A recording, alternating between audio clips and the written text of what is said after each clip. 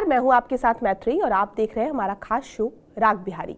आज हम जिक्र करेंगे उपेंद्र कुशवाहा की पार्टी आरएलएम के बारे में, जो टूट के कगार पर है, क्योंकि उन्होंने अपने बेटे दीपक प्रकाश को जिस तरह से मंत्री पद सौंपा, उसके बाद बहू की भी लगातार चर्चा होने लगी कि वो भी राजनीति में आ सकती हैं। इसके बाद से 4 में से जो 3 विधायक हैं वो अलग थलग पड़ गए हैं और कई तरह के कयास लगाए जा रहे हैं। इसके अलावा हम बात करेंगे कांग्रेस के बारे में, क्योंकि कांग्रेस मधुबनी कार्यालय में कल मारपीट हुई, लात घूंसे चले। राजेश राम वहां मौजूद थे, शकील अहमद खान वहां मौजूद थे। तो क्या कुछ कांग्रेस में चल रहा है, इसके अलावा हम जिक्र करेंगे पूर्व डीजीपी आलोक कुमार, जिन्होंने बिहार एसएससी के अध्यक्ष पद से इस्तीफा दे दिया। बस 2 दिन रहे, उन्होंने निजी कारण का हवाला दिया, लेकिन असलियत में पूरी कहानी क्या है, इसके बारे में हम बात करेंगे। और इन सब विषयों पर हमसे चर्चा करने के लिए हमारे साथ है राजनीतिक विश्लेषक रामबंधु वत्स जी। सर, बहुत बहुत स्वागत है सबसे पहले आपका। सर, सबसे पहले हम राष्ट्रीय लोक मोर्चा के बारे में ही बात कर लेते हैं, क्योंकि उपेंद्र कुशवाहा जिस तरह से अपने बेटे दीपक प्रकाश को मंत्री बनाए और पार्टी के बीच जो असंतोष बढ़ा, और सबसे खास बात यह है कि दीपक प्रकाश किसी भी सदन के सदस्य नहीं है, और अगर पार्टी टूटती भी है तो 6 महीने में एमएलसी बनना उनके लिए मुश्किल हो जाएगा। जिस तरह से 4 में से 3 विधायक इस फैसले को वंशवाद बता रहे हैं और एनडीए में ही नया दावा ठोकने की तैयारी कर रहे हैं। क्या लग रहा है आपको कि उपेंद्र कुशवाहा का ये फैसला क्या गलत साबित होगा? कैसे आप देख रहे हैं इसको? जी, निश्चित तौर पे उपेंद्र कुशवाहा का ये निर्णय उनके लिए आत्मघाती साबित होगा। अभी 4 विधायक उनकी पार्टी में हैं, जिनमें से 3 ने बगावत कर दी है। रमेश्वर महतो, माधव आनंद और आलोक कुमार सिंह, ये 3 विधायक हैं जो बगावत किया है। और ये इन लोगों का जो तेवर दिखाई दे रहा है कि कहीं ये इनके साथ वही हाल ना हो जो कभी लोक जनशक्ति पार्टी के साथ हुआ था, यानी कि कहीं ये लोग मिलके लोक मोर्चा पार्टी पे अपना दावा ना कर दें, या ये तीनों मिलके अपना एक पार्टी ना बना लें। चूंकि ये जो बगावत है वो केवल विधायकों की बगावत नहीं है, पार्टी के कई नेता, कम से कम 10 से 12 नेता जो हैं वो त्याग पत्र देने वाले हैं। और कई नेता पदाधिकारी तो खुल के अब सामने आ गए हैं। तो जिस तरीके से पार्टी के संगठन में भी एक बिखराव हो रहा है और उसका नेतृत्व ये 3 विधायक कर रहे हैं, उससे ऐसा लगता है कि कहीं ये लोग एक नई पार्टी तो न बना ले, या फिर राष्ट्रीय लोक मोर्चा पे ही अपने दावेदारी तो न कर दें। इस तरह की इन लोगों की जो मंशा है, वो शुरुआत में तो ऐसा लगा था कि जैसे 3 विधायक जब उपेंद्र कुशवाहा ने एक डिनर पार्टी का आयोजन किया था, तो 3 विधायक उनके डिनर पार्टी में नहीं गए थे, और नितिन नवीन जो बिहार में राष्ट्रीय कार्यकारी अध्यक्ष बनने के बाद आए थे, तो उनके साथ वो लोग मिलने चले गए थे। उसके बाद ऐसा लग रहा था कि कहीं ये बीजेपी में शामिल तो नहीं हो जाएंगे, लेकिन उसके बाद की है उससे ऐसा लग रहा है कि कहीं ये तीनों मिल करके या तो राष्ट्रीय लोक मोर्चा पे अपनी दावेदारी कर देंगे या फिर एक नई पार्टी बना लेंगे। और ऐसा होने में बीजेपी का कितना योगदान रहेगा, क्योंकि इस समय सदन में बीजेपी के ही कोटे के स्पीकर हैं, तो एक स्पीकर की भूमिका इस क्षणों में बहुत ही रोचक हो जाती है। तो अब देखने वाला बात है कि ये लोग आखिर क्या करेंगे। लेकिन एक इससे जुड़ा पहलू ये है कि जो अभी मंत्री हैं दीपक राज, उपेंद्र कुशवाहा के बेटे, उनका मंत्री पद पे रहना भी मुश्किल हो जाएगा, क्योंकि अब उनके पास विधायक हैं ही नहीं, तो एमएलसी कैसे बनेंगे। मात्र एक ही विधायक हैं, वो भी उनकी मां है श्रीलता कुशवाहा, उपेंद्र कुशवाहा की सासाराम की विधायक है। तो एक विधायक के बदौलत एमएलसी बन नहीं सकते हैं, उनको उनका मंत्री पद भी उनके हाथ से चला जाएगा। तो निश्चित तौर पे ये जो निर्णय रहा उपेंद्र कुशवाहा का, वो आत्मघाती रहा। रमेश्वर महतो तो बहुत खुलेआम तरीके से, हाँ, जिस तरह से वो पोस्ट कर रहे हैं लगातार मीडिया के सामने, रामेश्वर महतो जिस तरह से बोल रहे हैं, उसके अलावा भी माधव आनंद का भी अगर हम जिक्र करें या आलोक कुमार सिंह का भी जिक्र करें, तो मीडिया के सामने आके या पोस्ट के जरिए ये लोग बागी तेवर अपना चुके हैं। जी, उन्होंने कहा है कि हम लोग पार्टी के लिए विरासत बचाओ नमन यात्रा शुरुआत की थी और पार्टी एक परिवार की पार्टी बन गई है। उन्होंने तो जी, उपेंद्र कुशवाहा पे आरोप लगाया कि ये समाजवाद का टूटा हुआ खंभा है। ये अब एक अप्रासंगिक हो गई पार्टी है। तो हम्म। इस तरीके से हम्म। जो आरोप प्रत्यारोप चल रहा है वो ये नहीं दिखाता कि महज 3 विधायक बागी हो गए हैं। ये एक संगठन का एक बड़ा वर्ग, बड़ा हिस्सा उनके साथ बागी होगा और बागी होने के बाद संभव है वो इस पार्टी पे अपनी दावेदारी कर दें। इसमें बीजेपी की भूमिका या स्पीकर की भूमिका बहुत महत्वपूर्ण होने वाली है। तो अब हम्म। देखने वाली बात है कि इसका क्या प्रभाव होगा। लेकिन उपेंद्र कुशवाहा के लिए एक राजनीतिक संकट की घड़ी आ चुकी है और अगर ये 3 विधायक मिलकर एक पार्टी संगठन तैयार कर लेते हैं या कहीं वैसा ही ना हो जाए जैसा कि चिराग पासवान और पशुपतिनाथ पारस के साथ हुआ था, तो उपेंद्र कुशवाहा गहरे संकट में चले जाएंगे। फिर हम्म। उनको अपना जनाधार ढूंढना पड़ेगा। यहाँ चिराग पासवान वाली बात नहीं है। उनके साथ उनका जो जनमानस था पूरा एकजुट था। पूरे हम्म। बिहार का पासवान समाज उनके साथ रहा। हम्म। उपेंद्र कुशवाहा के साथ माहौल नहीं है। 3 सीटें आ गई हैं। उनका जो वोटर बैंक है वो एनडीए के साथ थे। तब बिल्कुल। जाकर के इतनी सारी सीटें निकली हैं। अब तो अपना आधार उनको खुद अकेले ढूंढना पड़ेगा। तो अब ऐसे में निश्चित तौर पे उपेंद्र कुशवाहा के लिए संकट की घड़ी है। और जिस तरह से उनकी बहू का सामने आना कि राजनीति में आ सकती हैं, कई दिनों तक ये भी चर्चा का विषय बना रहा और लगातार ये बात सामने आ रही थी कि उनकी बहू भी शायद राजनीति में आ सकती हैं। देखिए निश्चित तौर पे बहुत हम्म। ही दुर्भाग्यजनक तरीके से जब रिजल्ट आया, जब सरकार का गठन हुआ, तो उनका उनका उनके बेटा आए और अचानक तरीके से आ गए। पहले वो पार्टी में सक्रिय भी नहीं थे। हम्म। प्राय ऐसा होता है कि कोई बड़ा नेता हो, उसका बेटा सक्रिय हो पार्टी में, वो पद रहे ना रहे लेकिन सक्रियता उसकी दिखती है। हम्म। इनके बेटे की सक्रियता भी नहीं दिखती थी। अचानक से आए, जींस और शर्ट पहन के आए और सीधे सीधे मंत्री पद का शपथ ले लिए। उसके बाद जब राज्यसभा की चर्चा चलने लगी तो उसमें भी इस बात की चर्चा चलने लगी कि उस सीट पे स्वयं उपेंद्र कुशवाहा ही चले जाएंगे। उसके बाद दीपक प्रकाश की जो पत्नी है उनका रह रह के बयान आने लगा, वो भी राजनीति में आ जाएंगे, राजनीति में सक्रिय हो जाएंगे।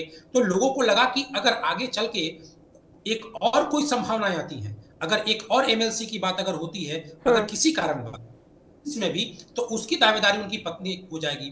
तो बेटा हो, पत्नी हो, बहू हो, इसी में पूरी पार्टी भविष्य तक उनका पत्नी का जो बयान था वो बहुत महत्वपूर्ण है। वो ये दिखलाता है कि भविष्य में अगर कोई हम्म। उपेंद्र कुशवाहा के पास राजनीतिक अवसर आएंगे तो उसके लिए उनकी बहू तैयार है। तो हम्म। और अगर सभा हो उसके लिए तो स्वयं ही तैयार है। तो ये बिल्कुल। दिखलाता है कि पार्टी आगे चल करके अपने परिवार के लोगों को ही पद और अवसर देते रहेगी। ऐसे में जो उनके विधायक हैं, 4 में से 3 बहुत महत्वपूर्ण विधायक हैं। तो एक पत्नी है, 3 ही कार्यकर्ता या अन्य गैर तीन ही परिवार के विधायक सदस्य और हैं, हाँ। वाले, इनको समेट के रखना, इसमें उपेंद्र कुशवाहा कहीं ना कहीं से असफल हो गए हैं। बिल्कुल। और नाराजगी की बात हो रही है तो हम कांग्रेस की भी बात कर लेते हैं, क्योंकि जिस तरह से हमने देखा कि मधुबनी में कांग्रेस की बैठक के दौरान समीक्षा बैठक थी, वो चुनावी हार की वजह को समझने के लिए बैठक रखी गई थी। लेकिन शुरुआत में तो सब ठीक था, लेकिन थोड़ी ही देर के बाद कार्यकर्ता जो है वो आपस में ही बहस करने लगे। बात संगठन और चुनाव की तैयारी को लेकर थी, लेकिन बहस इतनी बढ़ गई कि नेताओं के सामने ही कार्यकर्ताओं ने मारपीट और लाठियां उनके सामने ही चलने लगी। हमने देखा कि उस वक्त राजेश राम भी वहां मौजूद थे, कांग्रेस के वरिष्ठ नेता जो हैं शकील अहमद भी वहां मौजूद थे। तो क्या आपको लग रहा है कि क्या कांग्रेस अपनी अंदरूनी लड़ाई रोक पाएगी या इसका नुकसान जो है वो कांग्रेस को झेलना पड़ सकता है आने वाले दिनों में? देखिए, कांग्रेस इस समय 2 फ्रंट पे कलह से जूझ रही है। एक तो महागठबंधन के अंदर उसकी अपनी एक रार बीडी के साथ चल रही है, चुनाव से पूर्व भी और चुनाव के बाद भी। शकील अहमद खान सहित कई कांग्रेसी नेता ने यह भी कहा कि हमारा प्रदर्शन इसलिए खराब रहा क्योंकि हम महागठबंधन के साथ थे, या एक महा और आरजेडी की बी टीम के रूप में उनकी एक छवि है। और एक आंतरिक तौर पे संगठन के तौर पे भी कांग्रेस में अंतर कलह बहुत ही जम करके है। अभी आप जो चर्चा कर रही हैं वो मधुबनी की घटना है। मधुबनी में चुनाव परिणाम को लेकर के समीक्षा बैठक हुई थी।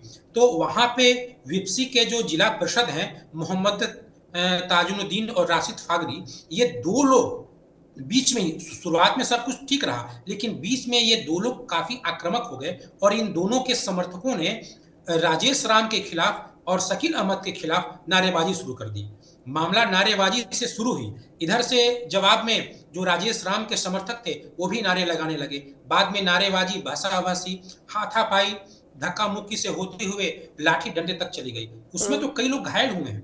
ये बेहद दुर्भाग्यजनक है कि बिल्कुल। पार्टी के अंदर बैठक में लाठी डंडे चलना शुरू हो गई।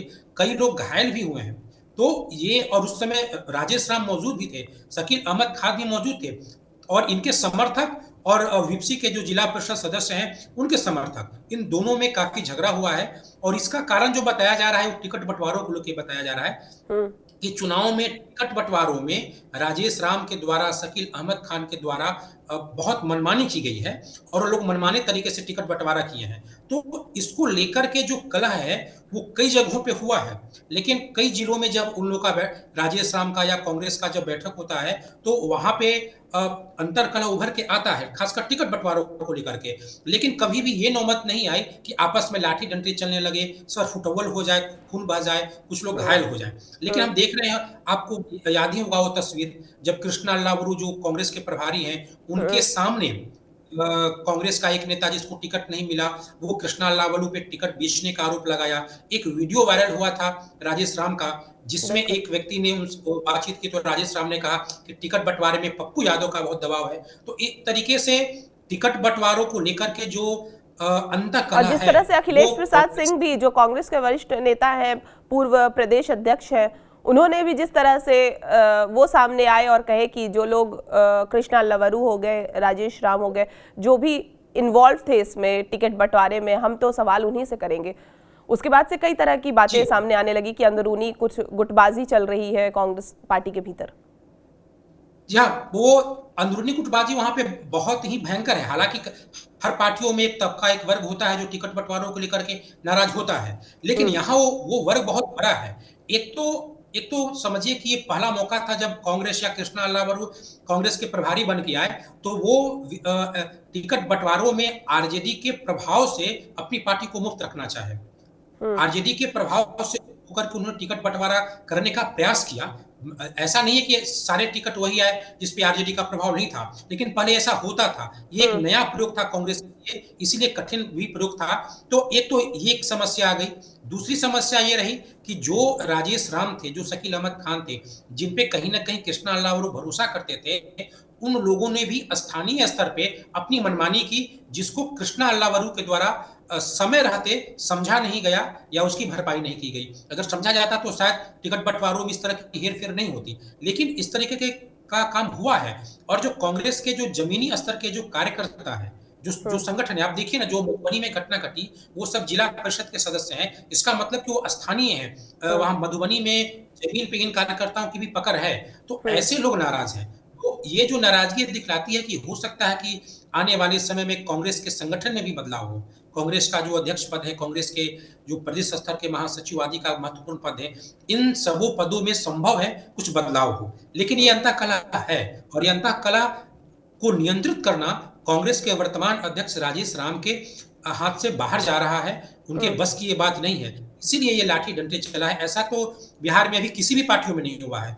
मतलब कि आपस में नोक झोंक होना, भाषाभाषी होना हो सकता है, लेकिन डंडा डंडी चल जाना, लड़ाई झगड़े हो जाना, अब ये समझ ले कि सिर्फ गोलीबारी ही नहीं हुआ, लेकिन और तो हर तरह का अंतः कलह का जो भी और स्टेप है, जिस तरह से लगातार इस तरह के तस्वीरें सामने आ रही है, क्योंकि हम देखते हैं कि गुटबाजी की बात हो गई या आपसी कलह की बात हो गई, ये इंटरनल मीटिंग्स में सामने आती है, लेकिन मोस्ट ऑफ द टाइम हम ऐसे नहीं देखते कि सोशल मीडिया पर वायरल हो रहा है, कुछ वीडियो लीक हो गया या इस तरह से चीजें खुलेआम तरीके से नहीं आ रही है।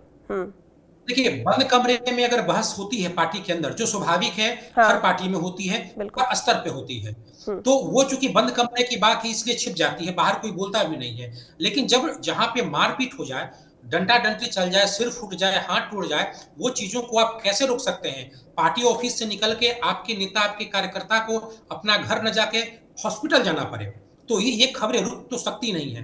हाँ, जहां से बहसा-बहसी हुआ, फिर कार्यकर्ता अपने अपने घर चले गए, अपने अपने दफ्तर चले गए, तो चीजें रुक सकती है। हालांकि इस पे कोई कांग्रेस की ओर से कोई आधिकारिक बयान नहीं आया है, लेकिन इस तरह की घटनाएं घटी हैं, और यहाँ पे ये खबर बिहार की मीडिया में छाया भी हुआ है। और जो वहां के जो जमीनी स्तर के जो नेता हैं मधुबनी के, वो तो खुलेआम तौर पे स्थानीय पत्रकारों से इस विषय पे खुलेआम चर्चा कर भी रहे हैं। लेकिन कांग्रेस के कोई बड़ा नेता, कोई जिम्मेवार नेता या खुद राजेश राम, शकील अहमद खान, इन लोगों का इस तरह का कोई बयान नहीं आया है।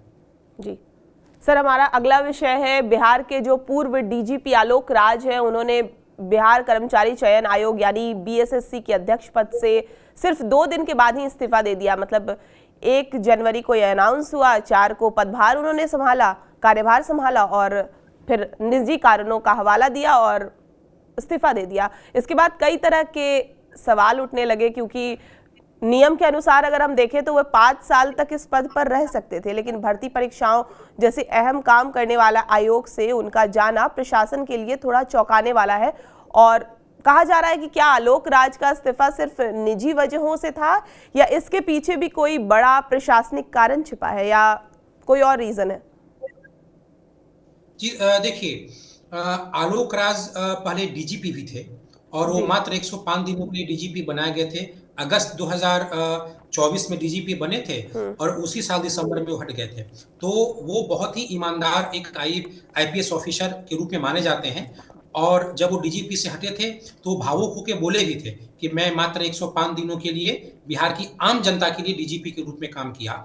और आज जब उन्होंने एक नया कार्य अपने एक नई दायित्व से इस्तीफा दिया है तो 31 दिसंबर 2025 को वो डीजीपी के पद से सेवानिवृत्त हुए थे और 1 जनवरी को उनको कर्मचारी चयन आयोग का अध्यक्ष, पूर्ण कार्य अध्यक्ष बनाया गया था। यानी 5 साल के, आपने सही कहा, ये 5 साल का उनका कार्यकाल था, वो बनाया गया और ठीक उसके 2-3 दिन बाद उन्होंने इस्तीफा दे दिया है।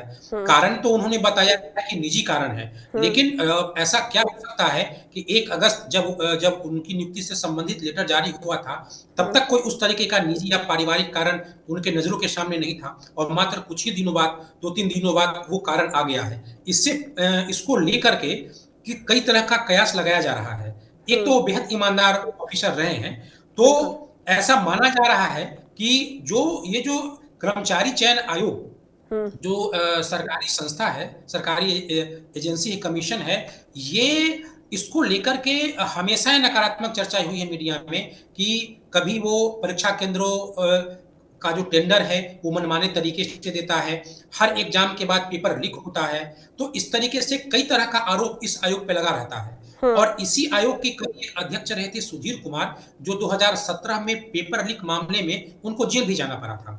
तो इस आयोग पे 2 आरोप हैं। बिहार में आप देखे होंगे कि नीतीश कुमार के पिछले कार्यकाल में जब भी कोई एग्जाम होता था तो लीक हो जाया करता था।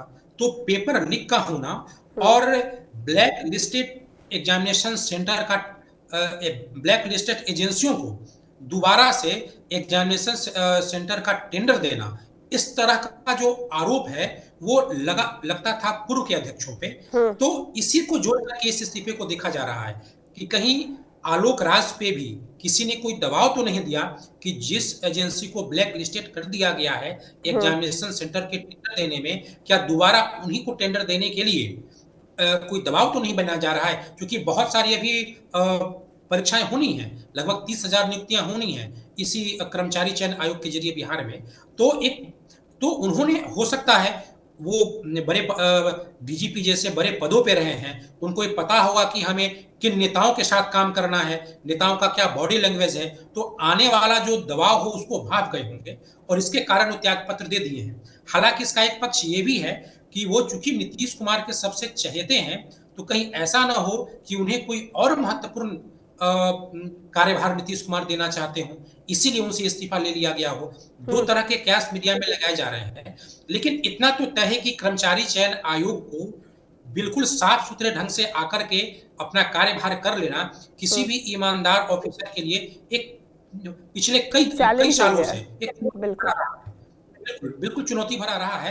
तो ऐसे में आलोक राज अपने आप को यहाँ अनफिट महसूस कर रहे होंगे, इसीलिए संभव है, इसीलिए उन्होंने रिजाइन दे दिया है। लेकिन अगर आने वाले दिनों में उन्हें बिहार सरकार कोई अन्य महत्वपूर्ण पदों पे आसीन करती है तो ये माना जा सकता है ये यही कारण होगा कि उन्होंने त्याग पत्र दिया है। बहुत बहुत शुक्रिया सर हमसे बातचीत करने के लिए।